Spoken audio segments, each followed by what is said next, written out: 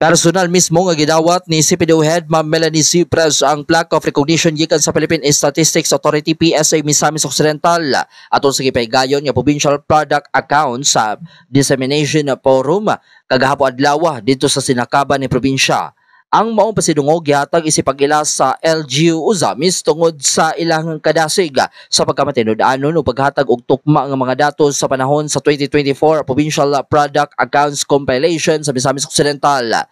Kini nagapakita nga ang suportas ug aktibong partisipasyon sa Uzamis City ubos sa lokal na pagamhanan sa kanun ni asenso Uzamis Administration ni Mayor Sam Norman Fuentes alang sa tinuod og ligon nga estatehika o makatabang sa mas epektibong pagplano o kalambuan sa lalawigan sa Misamis Occidental.